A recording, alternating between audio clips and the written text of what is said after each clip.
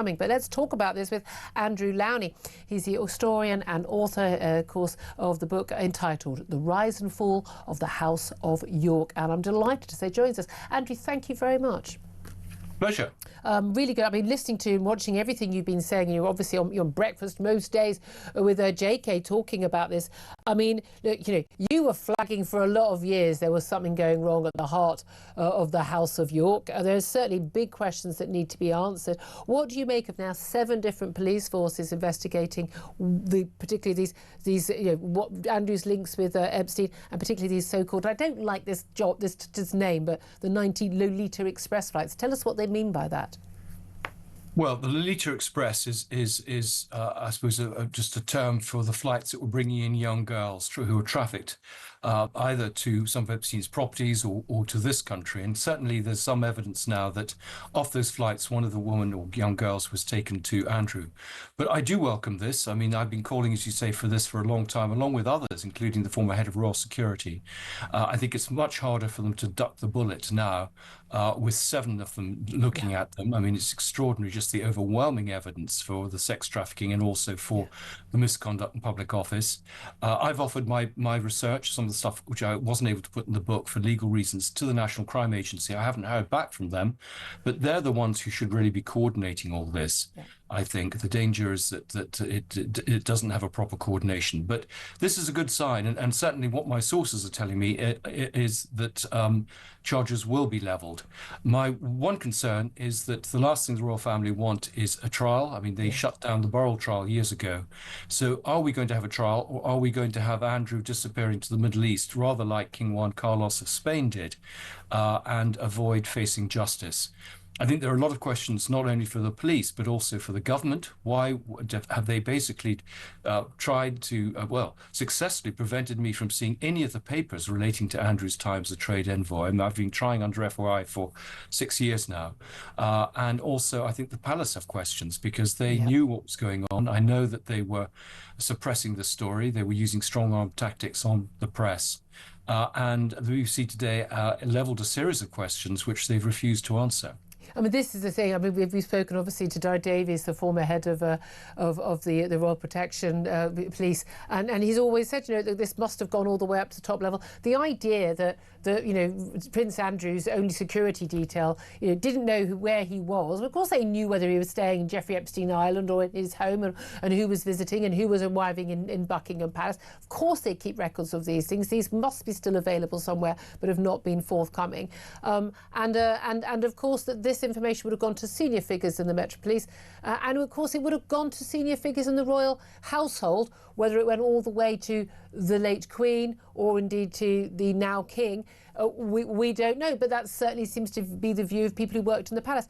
Do you think that... Well, I can say, sorry to interrupt you, I can say, talking to people, in fact, I had lunch with someone yesterday in intelligence who had reported some of the things he had seen, including a $5 million bribe in Kazakhstan, and the Queen's private secretary told him there was no point, that she just wouldn't, he was protected and nothing would be done. So that's an extraordinary. Again, we must say that no charges have been brought and denied any wrongdoing for legal reasons. But this is the thing. There have been rumours for many, many years about Andrew and his personal life.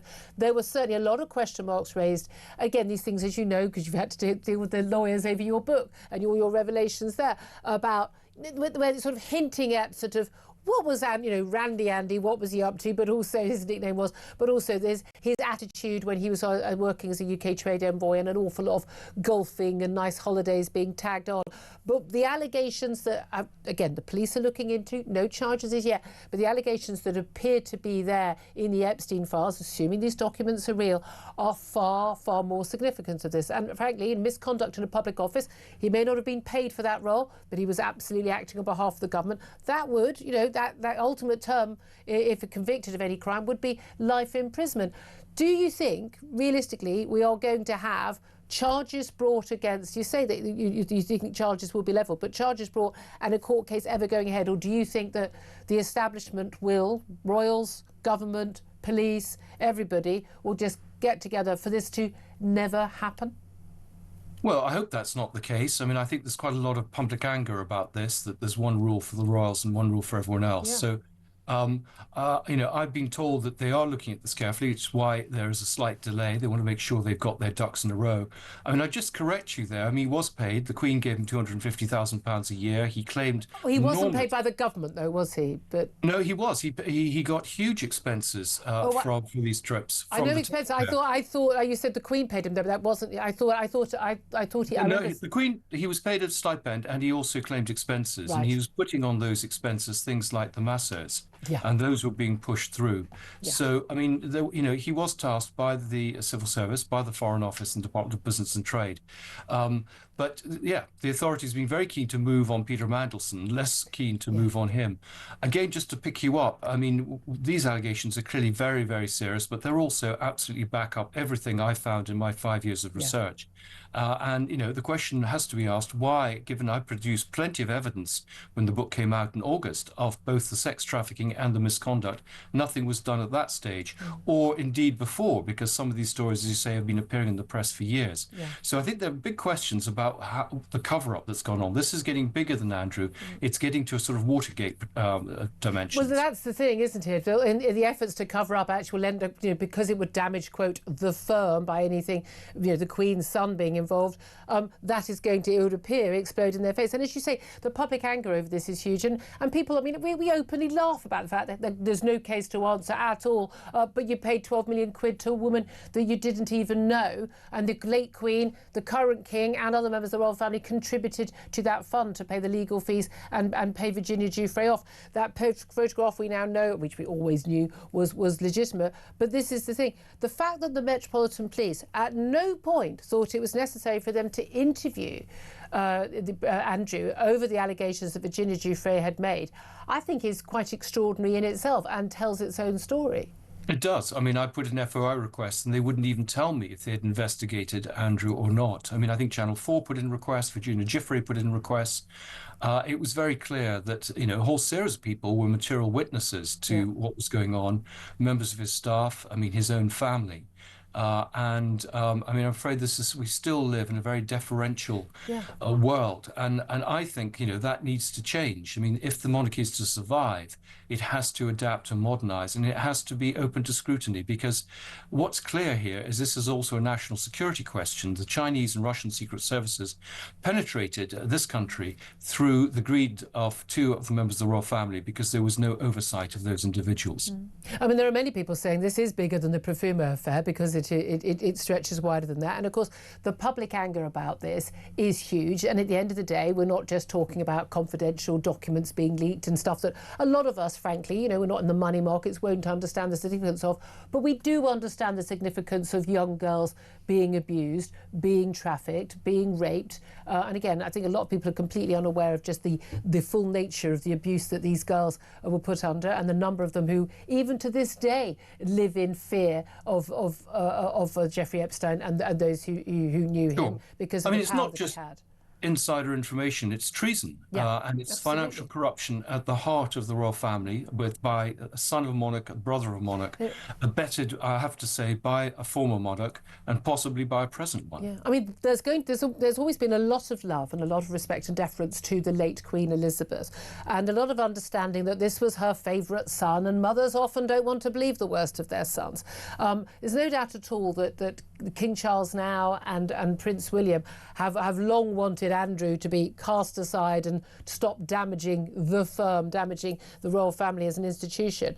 But do you think that actually those efforts to sort of, allow this to be covered up will end up actually causing more damage? Some people are talking about how this could actually, if it all comes out, and again, with X now, with social media, stuff that won't be printed by the papers, stuff that won't be allowed by the courts or the police, will have a way of getting out into the public domain, and then it does get discussed and reported, that actually this could end up genuinely being a risk to the royal family as an institution?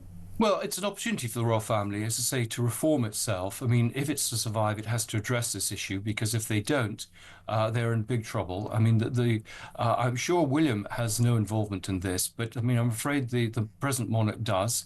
And they have tried to, I mean, you say he's tried to deal with it. I mean, he's given some fine words, but actually all the actions once it was in the public domain, yeah, all the actions that I know about are actually about shutting this story down for many years. And that is not going to work in the age of social media and a less deferential press. So, I mean, if they are, it's far more serious than Profumo. I've wrote about the abdication. This is the most serious crisis in royal history in the last, I don't know, 2 centuries. And it could lead to the end of the monarchy, and it needn't if they were to actually bite the bullet and face up to it. I mean, there would be a lot of problems for an initial period, but I think it would then, the slate would be clean and they could start afresh. And I think possibly it may mean that the king has to step down. He's too complicit in what happened, and whether they use the excuse of his illness or whatever. I mean, the fact is, I write books based on the evidence, and you know, I'm not there to defend the Queen or attack her. But the fact is, she enabled this to happen, and they can't let this carry on. It'd be nice if royal correspondents had been doing their job the way that political respondents probe and question politicians over the years, instead of turning up and thinking they were at a cocktail party at Buckingham Palace for many years. Andrew Lownie, absolutely superb to talk to you. Thank you so much. Historian and author of entitled The Rise and Fall of the House of York. Claire Pissell, I mean, look, he's not pulling his punches because, you know, he knows where the bodies are buried. I mean, that's the reality. And an awful lot of people have known a lot of this stuff for years. Yes. And everyone's been covering up. We were told after Jimmy Savile, we were told after all these other kids, oh, it won't be covered up. This is what the establishment does, and the royal family is part of the establishment. Do you think this could basically bring down, you know, the House of Charles? I hope it doesn't, because I'm a big fan of the royal family, but I do think that Andrew's right. Well, if you're a big fan of the royal family, you don't want someone at the head on the throne who's covered up. And that's my point. I think this is the absolute opportunity to reform the monarchy going forward, and if that means that King Charles has to stand down, abdicate, do whatever, then absolutely that's what has to happen, and hand it over to the next generation. Okay, well, I'd love to hear your thoughts on all that. We haven't got much time though. We're heading to the top of the hour, of course.